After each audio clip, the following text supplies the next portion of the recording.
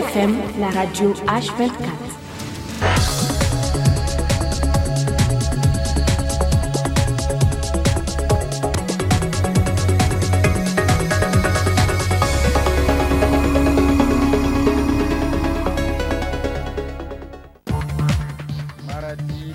De plein pied dans le programme de la Renaissance avec la visite très prochaine du président de la République. Quel impact sur la vie socio-économique? Éléments de réponse avec nos correspondants sur place. L'Institut nigérien de l'informatique, de management et de l'électronique INIM a fêté ses 12 ans d'existence. À suivre les échos de cette fête dans ce journal. Madame, Monsieur, bonsoir, bienvenue à cette grande édition d'information sur la télévision Dunia. Je l'annonçais tantôt avec la visite très prochaine, plaise à Dieu, demain, du président de la République, Issoufou Mahamadou, à Maradi. À cet effet, nos correspondants sur place à Maradi vous proposent une série de reportages sur la situation socio-politique et économique de la capitale du Gobert. Située dans la partie centre-sud de la République du Niger, la région de Maradi couvre une superficie de 41 796 km², un vaste territoire subdivisé en 8 départements, 44 communes, 2 sultanats et 2182 villages administratifs qui abritent une population de 3 117 810 habitants. Un fort potentiel humain en majorité rurale caractérisé par une croissance démographique rapide qui s'explique par un niveau élevé de l'indice synthétique de fécondité qui est de 8 enfants par femme en âge de procréer. L'agriculture, l'élevage, le commerce et l'artisanat constituent les principales activités économiques de la région dont la majeure partie évolue dans le secteur informel. En effet, l'agriculture est dominée par la production de mil, sorgho, niébé, arachide. Elle est pratiquée par plus de 95% de la population rurale. Le potentiel irrigable de la région est de 10 500 hectares, pouvant être porté à 30 000 hectares si des moyens conséquents sont mis en œuvre pour la mobilisation de l'eau du Goulbe Maradi, Goulbe Kaba, vallée de la Tarka. La deuxième mamelle de l'économie de la région de Maradi, c'est l'élevage. Dans la région de Maradi, l'élevage constitue la deuxième activité après l'agriculture. Il est pratiqué par plus de 90% de la population. En effet, chez les hommes, c'est avant tout une activité économique et un moyen de lutte contre d'éventuelles crises, tandis que chez les femmes, c'est un moyen d'autonomie financière vis-à-vis de leurs conjoints. La région dispose d'une vaste zone pastorale, 2 455 693 hectares et d'un cheptel estimé en 2011 à 2 65 460 IBT, soit 17,5% du cheptel national. La troisième activité économique, c'est le commerce. L'économie régionale se particularise par la puissance d'appel pour les échanges commerciaux qui sont contrôlés par des grands opérateurs économiques avec le réseau implanté aussi bien en ville que dans les zones rurales.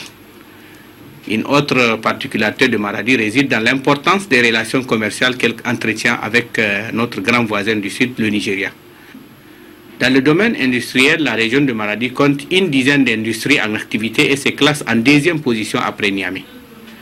Et en outre, la région est dotée d'un nombre appréciable de marchés urbains et ruraux de fréquences quotidiennes ou hebdomadaires. Elle dispose aussi de 9 banques commerciales, d'une agence de la Banque centrale et de plusieurs institutions de microfinance. Plusieurs aspects sociaux caractérisent également la population de Maradi dans le domaine de la santé et de l'éducation.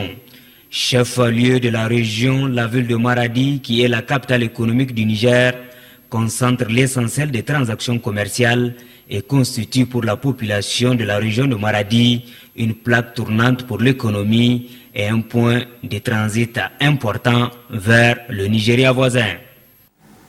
La coordination départementale Lumana de Koni a rendu publique une déclaration objectif soutenir les actions de développement du président de la République.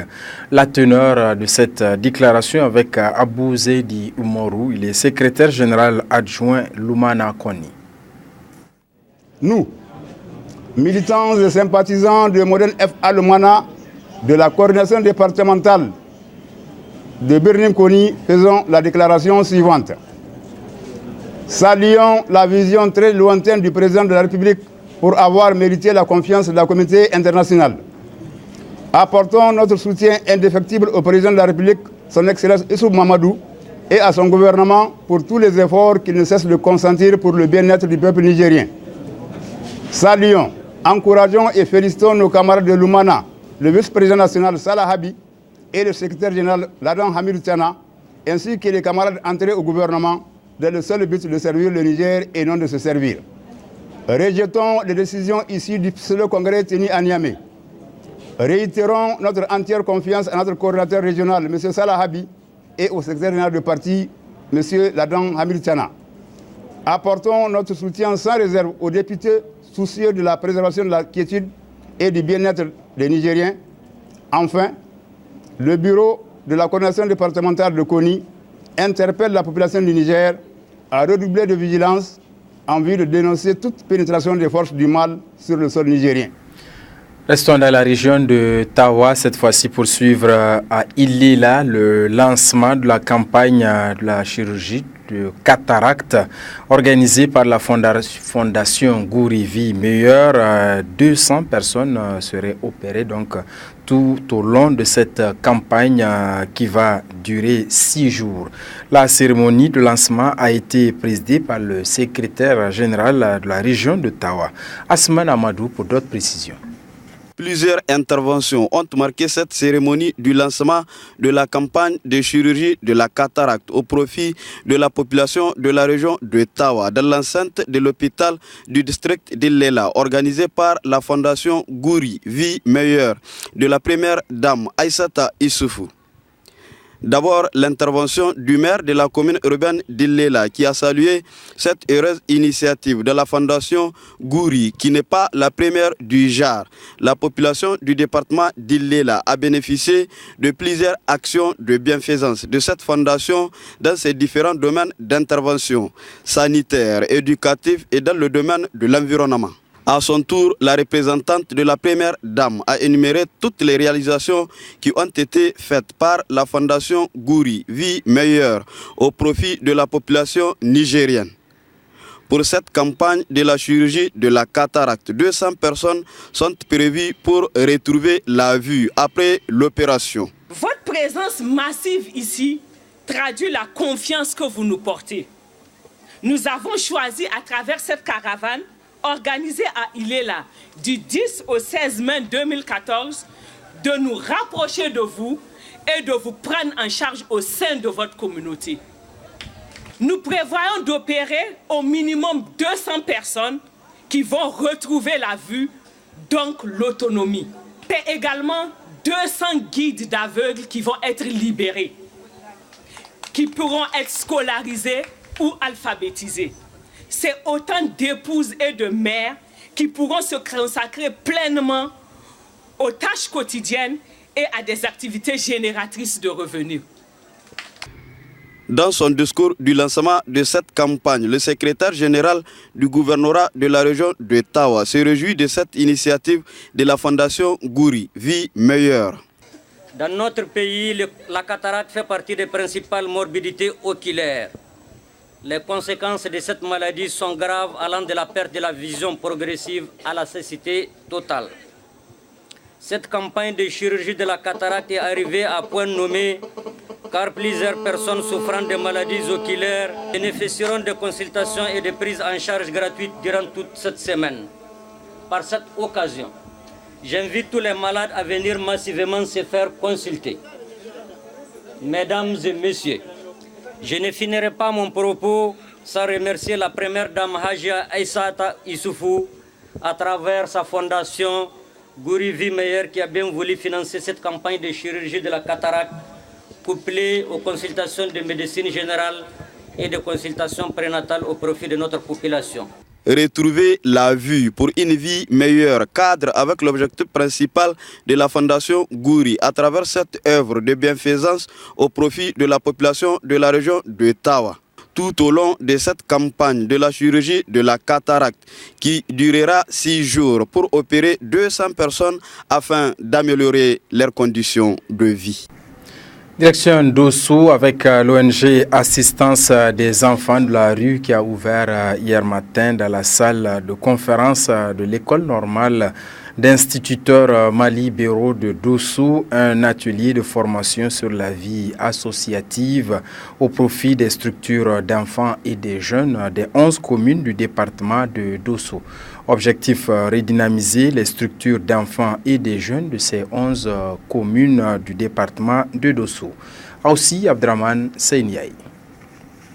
Initié par l'ONG Assistance aux enfants de la rue AER avec l'appui financier de Plan Niger, le présent atelier de formation sur la vie associative au profit des structures d'enfants et jeunes des 11 communes du département de Dosso a pour vocation la redynamisation de ces structures et contribuer à la promotion de la participation des enfants dans les 11 communes du département de Dosso. Dans son discours à cette occasion, le chef d'antenne de l'ONG AER de Dosso a réitéré le rôle important des enfants et jeunes dans les actions de développement d'un pays.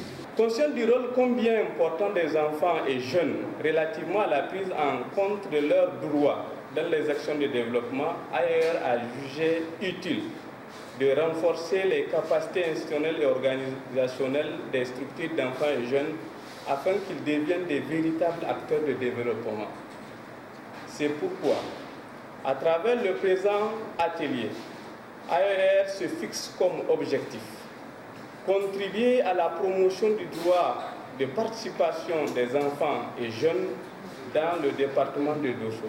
Le représentant du directeur de l'unité de programme de Plan Niger de la région de Dosso a, dans son discours à cette occasion, souligné les efforts du gouvernement nigérien et de tous les acteurs contribuant au renforcement des capacités des structures d'enfants et jeunes sur la vie associative, à savoir Plan Niger et l'ONG AER. Je salue ici les efforts les efforts consentis par les organisations régionales afin de permettre aux enfants et aux jeunes la jouissance de leurs droits et libertés. Je salue également les efforts combien importants de la société civile pour le suivi général des droits de l'enfant, l'encadrement et l'accompagnement des structures d'enfants et jeunes, le plaidoyer et la vulgarisation des textes protégeant les enfants. D'ailleurs, l'appui de l'ONG AER pour conduire cette activité n'est pas fortuit. Le secrétaire général de l'ONG AER s'exprime sur les attentes au sortir de cet atelier. Cet atelier vise à favoriser un meilleur dynamisme des structures d'enfants et de jeunes et impulser leur participation aux actions de développement. Nos attentes, c'est un appel à l'endroit de ces enfants et jeunes d'être assidus, attentifs et surtout de participer aux discussions et aux échanges afin de tirer le maximum de profit. En prononçant le discours d'ouverture de cet atelier, le secrétaire général de la préfecture de Dosso a confirmé que toutes les œuvres allant dans l'amélioration des conditions de vie et de travail des jeunes sont des priorités du programme de la Renaissance. Les travaux de l'atelier qui s'ouvrent dans quelques instants s'inscrivent dans la droite ligne des préoccupations des plus hautes autorités de la 7e République, au premier rang desquelles son Excellence Issoufou Mahamadou, président de la République, chef de l'État, qui fait de la question de la jeunesse une des priorités du programme de la Renaissance. Le Niger s'est résolument engagé dans la réalisation effective des droits reconnus aux enfants et aux jeunes. Plusieurs progrès ont été alors accomplis par le gouvernement dans le sens de permettre à ces enfants et jeunes, qui constituent d'ailleurs la couche la plus nombreuse de la société nigérienne, la jouissance de leurs droits, notamment à la santé, à l'éducation, à l'emploi, à la participation, aux loisirs, à la protection, à un environnement sain, etc. Pendant 2 jours, les participants à cet atelier seront imbus des techniques de formation sur la vie associative. L'ONG Plan Niger montre une fois de plus sa détermination à accompagner le Niger dans ses œuvres de développement dont la jeunesse est le fer de lance. Et c'est avec une photo de famille qu'a pris fin la cérémonie. Parlons d'ONG toujours, cette fois-ci avec l'association des syndicats et ONG actives en éducation pour tous, ASSO-EPT, qui a organisé une conférence débat dans l'enceinte de l'école normale d'instituteurs d'Agadez sur le thème égalité de droits, égalité de chances. Et ceci dans le cadre de la semaine mondiale d'action en faveur de l'éducation. Ramidi Alassane. En effet, dans le cadre de la Semaine mondiale d'action en faveur de l'éducation, la coordination régionale de l'association des syndicats et ONG actives en faveur de l'éducation pour tous, ASSO-EPT d'Agadez, a organisé une conférence débat dans l'enceinte de l'école normale d'instituteurs unis d'Agadez. Thème retenu, égalité des droits, égalité des chances, l'éducation inclusive des enfants en situation de handicap. Bien sûr, les cibles de cette conférence sont d'abord les enseignants en particulier, bref, tous les acteurs de l'éducation. D'abord, si nous trouvions aujourd'hui à l'école normale, vraiment ce n'est pas par hasard. Nous savons pertinemment que l'école normale est la pépinière du savoir, donc nous voulons à ce que les élèves maîtres, n'est-ce pas, en particulier les enseignants d'une manière générale, les acteurs de l'éducation, en tout cas, s'imprègnent de ces réalités-là, qui est aujourd'hui l'éducation inclusive, puisque égalité des chances, égalité des droits des enfants, l'éducation inclusive des enfants en situation de handicap, vraiment aujourd'hui c'est une réalité. Ces droits-là au Niger est une réalité parce que ces handicapés-là sont en train de les jouir à tous les échelons, en tout cas de la vie. Et que ce n'est pas parce qu'on est handicapé, plus précisément malvoyant ou malentendant, n'est-ce pas, ou bien non-voyant, qu'on ne bénéficie pas en tout cas de ces droits sacrés qui est l'éducation. Bien, donc l'appel que j'ai vraiment, c'est que ces handicapés-là, ces enfants en situation de handicap-là, en tout cas la société d'une manière générale, doit œuvrer pour leur intégration, pour leur insertion, parce qu'on n'a pas choisi d'être handicapé et on peut être en tout cas en bonne santé, du reste avoir toutes ces potentialités physiques et les perdre tout au long de la vie. Donc vraiment c'est de les intégrer, de créer les conditions pour que ces enfants, ces adultes-là, en tout cas, se sentent comme les autres. Il faut retenir également que cette conférence débat a enregistré la présence de nombreux élèves maîtres et leurs encadreurs, ainsi que des enseignants spécialisés et de nombreux invités. Retour à Dosso, dans la salle de réunion du conseil régional qui a servi de cadre vendredi dernier à la cérémonie de signature d'un contrat de convention de financement entre le Fonds d'appui régional et les opérateurs économiques agricoles. Une convention qui intervient dans le cadre d'un projet financé par la coopération luxembourgeoise. Seignaï. De par cette cérémonie, 8 dossiers de 127 pour un montant de 1 703 737 500 francs CFA présentés par des opérateurs agricoles dans le cadre du Fonds d'appui régional phare pour le développement agricole durable lancé par le projet NIJ 18 sous l'appui financier de la coopération luxembourgeoise ont été signés. Il s'agit du contrat de convention de financement liant les responsables du programme d'appui au financement agricole durable à Dosso PADAD, le conseil régional représenté par son premier vice-président, l'initiative 3N représentée par le coordinateur régional, la Banque agricole du Niger, Bagri, servant pour sa compétence de trait d'union entre les bénéficiaires et les partenaires, représentés par son directeur général ainsi que le comité des bénéficiaires. Après avoir défini les conditions dans lesquelles la Bagri a été retenue comme opérateur financier du programme, le directeur général, M. Abdullah Djada, n'a pas manqué d'adresser un mot de remerciement à l'UXDEV ainsi qu'aux bénéficiaires.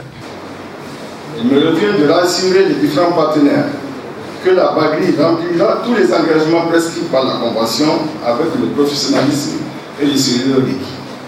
À cet effet, la banque bénéficie de la part de la coopération luxembourgeoise d'un appui au renforcement de ses compétences en matière de finances agricoles. La présente cérémonie ne concerne que 8 bénéficiaires sur les 127 retenus. Mais je tiens à vous rassurer que la banque et l'ensemble de ses partenaires travaillent d'arrache-pied pour que toutes les conventions soient signées dans les délais les plus brefs, obligeant à bénéficier des producteurs de la région de Moussou. Plus largement, la nouvelle direction générale de la Bagri s'investit à refonder la banque pour lui permettre de remplir efficacement la mission qui a été confiée par les plus hautes autorités de l'État. Elle s'attelle à tout mettre en œuvre pour faire de la Bagri le maillon d'un mécanisme financier approprié pour une mise en œuvre sécurisée de tous les projets agricoles financés par les partenaires au développement et plus largement de la politique agricole nationale. En effet, nous avons la ferme conviction que la Bagri devait être l'instrument privilégié de l'État pour la recherche de solutions durables et de portée structurelle à la question de la sécurité alimentaire du pays.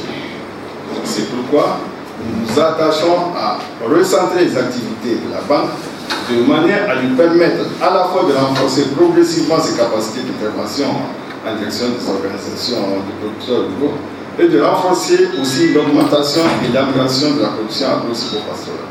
Cette phase vient amorcer une conclusion de 6 mois de travaux allant du lancement à la constitution des dossiers ainsi qu'à l'ouverture des comptes bancaires pour certains, pour finir par l'accès ce jour au financement. Une manière de dire que le train des 3 N continue de sillonner la région de Dosso à travers Niche 18 et ses partenaires comme la Bagri. L'Institut nigérien de l'informatique, de management et de l'électronique INIM a fêté son 12e anniversaire, un événement fêté à grande pompe entre étudiants et staff administratif ainsi que plusieurs artistes de renom. Le compte-rendu est signé Idima Mansiraji. Ce geste plein de signification effectué par Al-Hajj Adamou Yahya, fondateur de l'INIM, symbolise les 12 années d'existence de l'Institut. Un événement fêté à grande pompe tant il a rassemblé étudiants, anciens étudiants, encadreurs et staff administratif de l'INIM.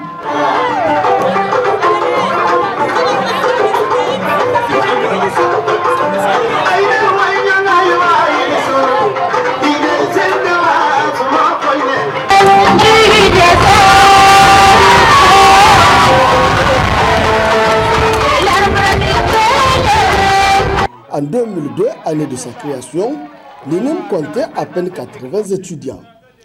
2 années plus tard, l'Institut compte aujourd'hui plus de 900 étudiants. Il a également mis à la disposition des entreprises nigériennes des milliers et des milliers de cadres. Une prouesse qui fait la fierté du directeur général.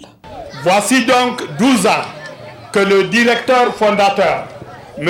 Amadou Yahya, a cru devoir créer l'établissement qu'on appelle l'INIM actuellement. L'objectif visé par M. Amadou Yahya en créant l'INIM n'était pas d'avoir un résultat matériel. Certes, il faut avoir un résultat matériel, mais le principal objectif était de doter le Niger d'un établissement comme l'INIM qui forme des cadres compétents, qui forment des cadres conscients du travail qui est leur. La célébration de ce 12e anniversaire a été l'occasion pour les partenaires de l'INIM tels que Sahelcom de louer les efforts fournis par l'Institut afin de doter le Niger et ses entreprises de cadres performants. L'occasion a également été saisie pour décerner des témoignages de satisfaction à l'ensemble du personnel de l'INIM.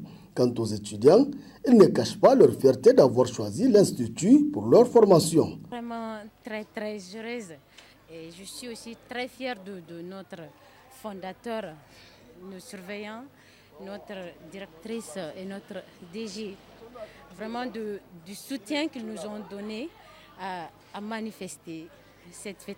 À l'occasion de cet anniversaire, je suis très content et heureux avec les camarades. On a pu fêter puis dans la tranquillité, sincérité, sans avoir la discussion. Et puis un grand merci au niveau de notre fondateur. Je suis vraiment touché d'être dans le bureau exécutif qui a pu organiser l'anniversaire, qui est tant attendu pendant 12 ans. Et nous sommes vraiment contents du fait de l'engagement, de tout engagement qui a été fait autour de l'équipe de l'organisation et du bureau exécutif. Ça, même si je ne suis pas à l'INIM, je souhaiterais que ça doit être la continuité.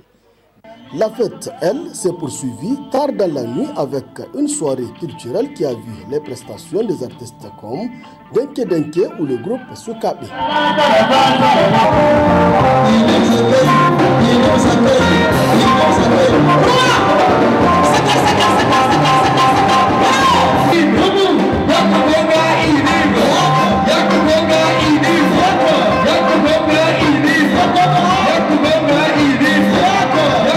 En 12 années d'existence, l'INIM a su devenir ce qu'il est aujourd'hui grâce à sa détermination et à la qualité de l'enseignement qu'il offre. Ce qui, dans un milieu où la concurrence est rude, va lui permettre de garder le cap et de s'affirmer en leader. Joyeux anniversaire, INIM. Les scolaires de la région de Zender, regroupés au sein de l'Union des scolaires nigériens USN, ont rendu publique une déclaration. Celle-ci est relative à la situation qui prévaut actuellement au sein de leur structure. Je propose de suivre la teneur de cette déclaration. Considérant la suspension arbitraire et illégale de la section lycée et collège de la ville de Zender, nous, membres de l'USN, membres de toutes les sous-sections de la communauté urbaine de Zender, réunis en assemblée générale à la date du 9 mai 2014, rejetons fermement la décision du comité directeur et nous réaffirmons par la même occasion notre ferme attachement à notre section lycée et collège. Enfin, nous appelons toutes les sous-sections à se mobiliser davantage pour le respect des valeurs de notre chère section et à militer dans le bon sens et le bon compte de notre glorieuse ISN. Vive la section lycée et collège de Zender, vive l'ISN immortel. Tous unis nous vaincrons, la lutte continue. Merci camarades. Fait à Zender le 10 mai 2014, signé par toutes les sous-sections de la communauté urbaine. Autre déclaration à retenir dans ce journal, c'est celle des structures de la société civile nigérienne Alternative Espace Citoyen. Celle-ci est relative à la situation socio-politique et économique de notre pays. La teneur de cette déclaration avec Madame Soli Ramatou, membre d'une structure de la société civile nigérienne.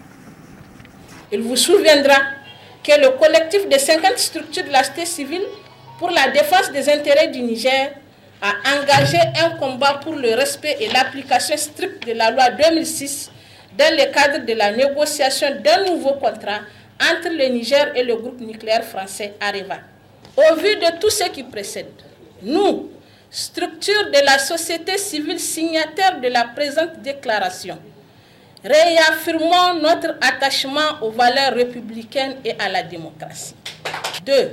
Rappelons au président de la République son serment coranique dans lequel il s'engageait à respecter et à faire respecter la Constitution. 3. Fustigeons le comportement irresponsable des députés et constatons qu'ils ne sont plus dignes de représenter le peuple nigérien. 4. Condamnons les violations répétées de notre loi fondamentale, le non-respect des décisions de justice ainsi que les arrêts de la Cour constitutionnelle. Déplorons la duplicité des autorités dans la gestion de leurs relations avec les structures syndicales.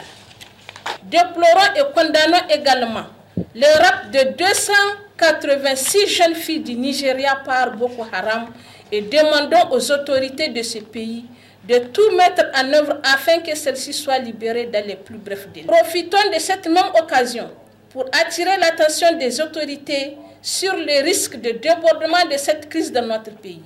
Aussi, Nous leur demandons de prendre toutes les mesures idoines pour éviter à notre peuple de souffrances supplémentaires. Déclarons la création du collectif Sauvons le Niger, qui se veut être le rempart de la démocratie dans notre pays. Appelons toutes les forces vives de la nation à se mobiliser comme un seul homme pour faire échec aux fossoyeurs de la démocratie, qui qu'ils soient. Voilà, messieurs, dames, c'est donc sur cette déclaration de la société civile nigérienne que s'achève cette grande édition d'information sur la télévision Dunia. Merci de l'avoir suivi. D'ici là, passez d'excellents moments en compagnie de nos programmes. Au revoir, à très bientôt.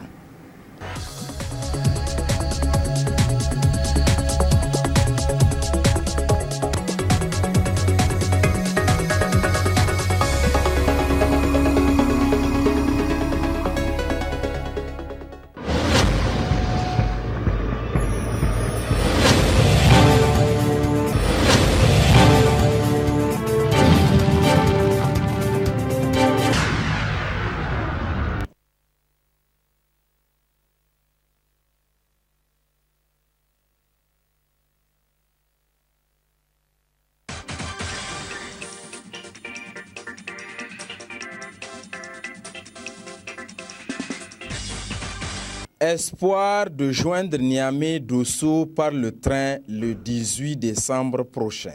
C'est ce qui ressort à la une du